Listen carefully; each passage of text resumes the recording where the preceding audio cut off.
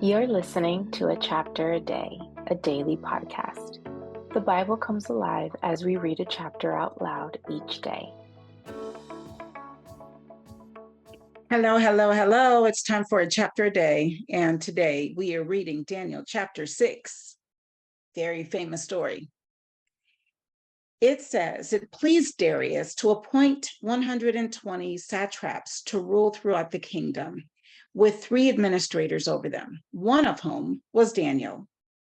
The satraps were made accountable to them so that the king might not suffer loss. Now, Daniel so distinguished himself among the administrators and the satraps by his exceptional qualities that the king planned to set him over the whole kingdom. At this, the administrators and the satraps tried to find grounds for charges against Daniel in his conduct of government affairs, but they were unable to do so. They could find no corruption in him because he was trustworthy and neither corrupt nor negligent. Finally, these men said, "We will never find any basis for charges against this man, Daniel, unless it has something to do with the law of his God." So these administrators and satraps went as a group to the king and said, "May King Darius live forever." People brown-nosing. The royal administrators, prefects, satraps, advisors, and governors have all agreed that the king should issue an edict and enforce the decree that anyone who prays to any god or human being during the next 30 days, except to you, your majesty, shall be thrown into the lion's den. Now, your majesty, issue the decree and put it in writing so that it cannot be altered, in accordance with the law of the Medes and Persians, which cannot be repealed. So King Darius put the decree in writing.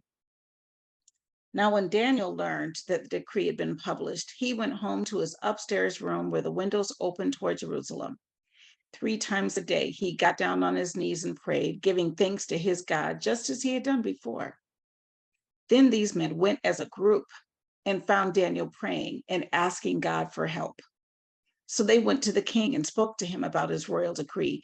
"Did you not publish a decree that during the next 30 days, anyone who prays to any god or human being except to you, your majesty, would be thrown into the lion's den?"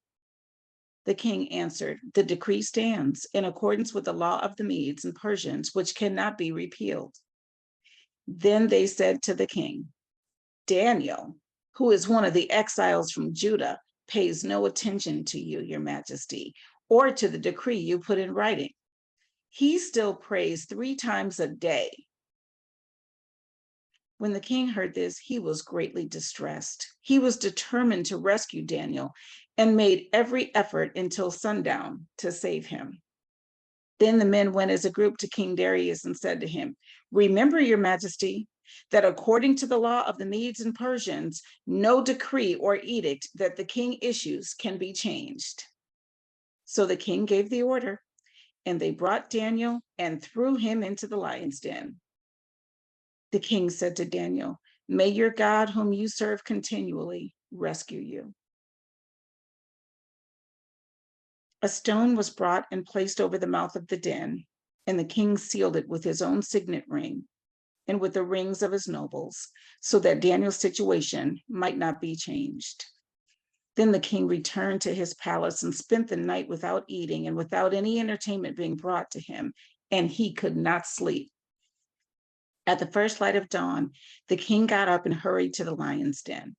When he came near the den, he called to Daniel in an anguished voice, "Daniel, servant of the living God, has your God, whom you serve continually, been able to rescue you from the lions?" Daniel answered, "May the king live forever.